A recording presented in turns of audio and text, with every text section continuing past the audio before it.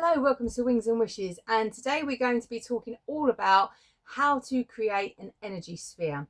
So when you are working with magic, all the tools are fantastic. All the crystals, they will enhance and build on the energies that you have. There are so many different tools that you can use to expand on and build.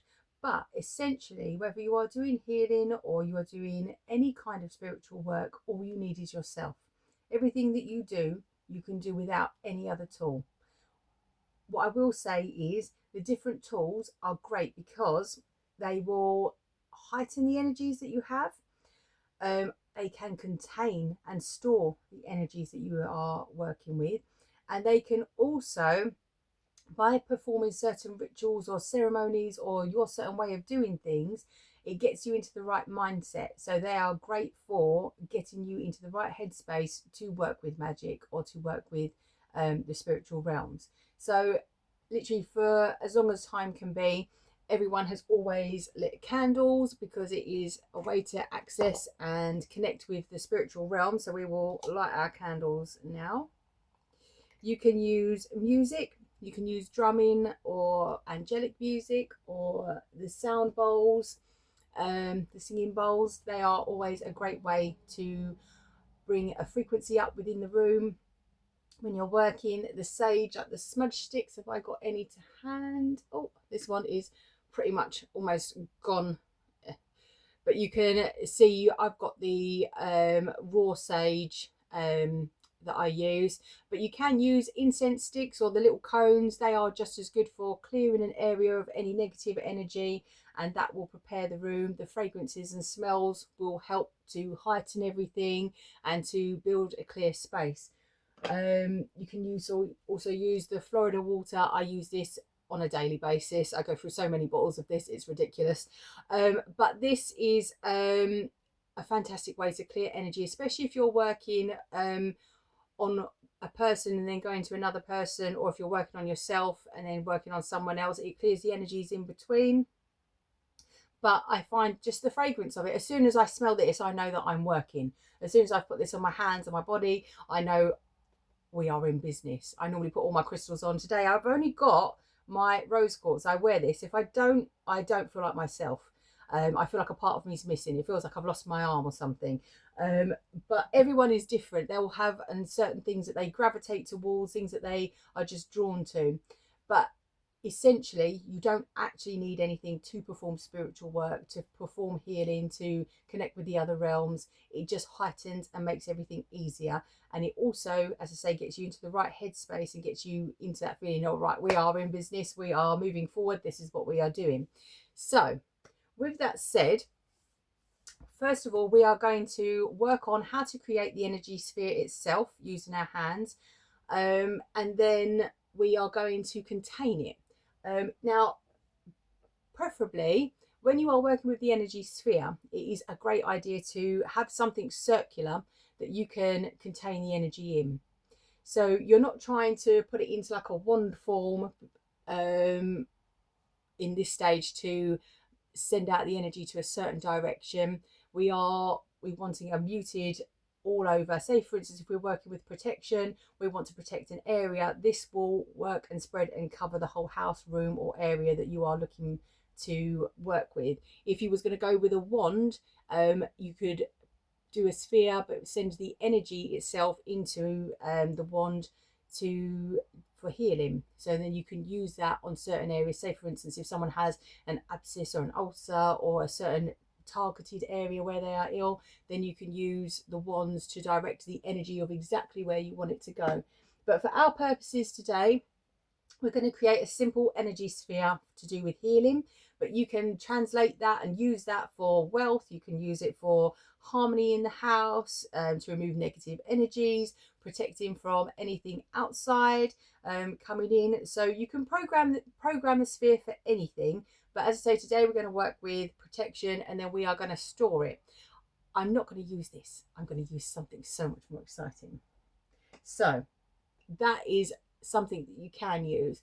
But this, oh, I love this. It so reminds me of Harry Potter. I don't know why. It looks nothing like the golden snitch, but this I absolutely adore it. It looks like it's from off the planet. It looks like a meteorite. It looks like something that is supremely exciting to me. Fool's gold. I absolutely adore this. I find it so beautiful, and I am going to store my energy into this. Um, so it will send energy out, but it has open cracks in it, and I do absolutely love this. But you have to find the thing that you are drawn to. If you don't store the energy, you can store it into your solar plexus. So, say for instance, you are working with the protection that we are going to be setting up today. You can literally take the energy sphere, and instead of placing it onto an object like a crystal, a circular crystal, you can take the energy and put it straight into your solar plexus.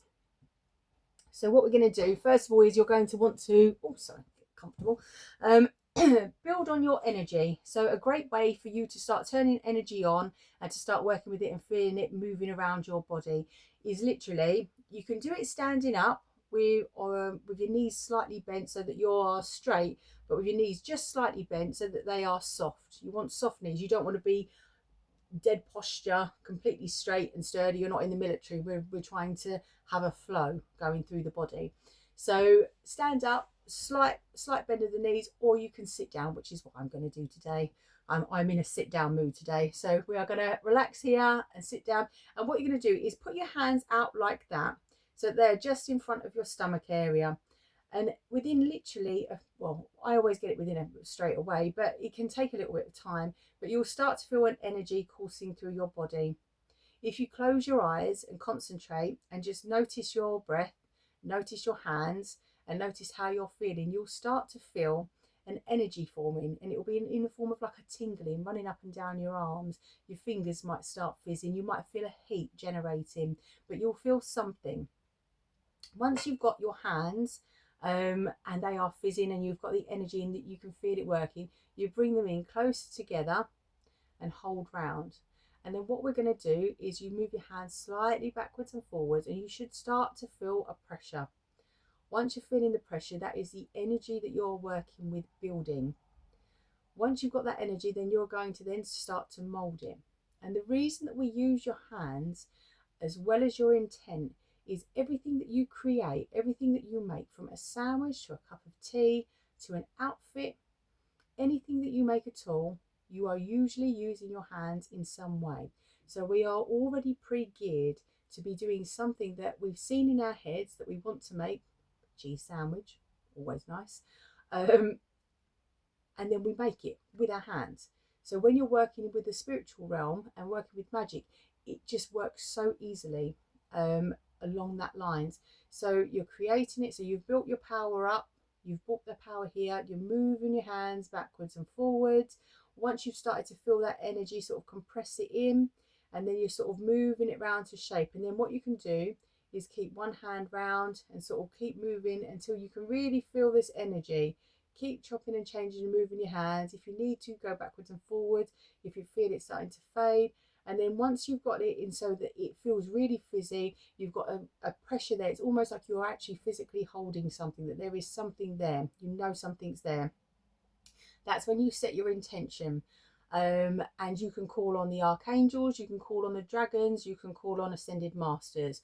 I normally call on the black dragons for protection. I find them exceptional when working with energy protection, but you can call on Archangel Michael. He is fantastic and well known for his use in protection in the spiritual field and with magic also.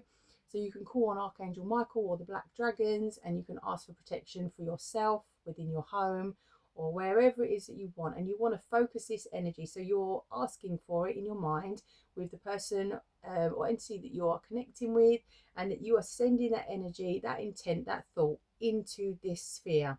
And in your mind, I want you to envision a colour. What is that colour like? Is it blue for Archangel Michael? Is it black for the Black Dragons? How does it look? Is it solid? Is it shifting? Is it smoky? Get a real solid picture in your mind of what that looks like to you. What does the colour of protection look like to you? What does that support from the person that you are working with, whether it is Archangel Michael, a Black Dragon, or someone else? what does that look and feel like to you? And really, really focus that energy onto this energy sphere that you are working with. Once you have that and you have set your intention for what you want that energy to do, you have two options now. Well, actually, you have three. You can, if you are protecting your home, or protecting an area, you can release that energy. You can literally hold your hands out with a strong breath, blow it out and send it out to the area that you are wanting to protect. So that energy will then move forward and be released from you, working towards that area and working with your intention as a thought form, as an energy form, moving out to protect that area. You can, if you don't have a crystal or an object that you would like to leave in your house and store energy in, you can put that into yourself. So if, for instance, you're protecting yourself, you would do this exact same thing, build the energy. Once it is exactly how you want it in your mind, you've got the color, you've got the feeling, you set your intentions, you said exactly what it is that you want it to do, you then literally compress it down and then bring it in and push that into your solar plexus. And you say, I accept the energy of protection. And then that, you released it. Always with magic, you release it afterwards. So you shake your hands out, shake your arms out if you've taken the energy in. Blowing, if you're blowing it out somewhere, is a fantastic way to let go of energy and release, because once you've done magic of any sort or working with the spiritual realm, you want to release that energy. If you're holding on to it, it's still under your control. You're not sending it out for the highest good. You're not allowing it to breathe and to work its magic. You are stifling it, controlling it and holding it, and then it can't do what it needs to do. It can't evolve and move where it needs to go for the highest good of all. If you are going to be using a crystal like I am, so you would have that ready at hand, build up your energy exactly as we did, so it's exactly how you want it, your intention's done. You can see it and feel it, and you know exactly what it is that you want it to do, and then you hold it in your hand in that area and you compress all that energy into it, and you literally send every bit of energy that you have got, that feeling, that color, that thought form, that question, everything goes into there, and you ask the crystal to store the energy for the best and highest good of all. So I'm going to ask for protection for myself and my home. Please store this energy. Please work with the black dragons to keep my home safe and protected from all negativity in this dimension and others, in all directions of space and time, now and always. And then I would put that up high, or I put that in an area where I feel needs the most protection, and then that will filter out, and I know that that is done. I will thank the crystal, thank the black dragons that I'm working with, and then I would release it.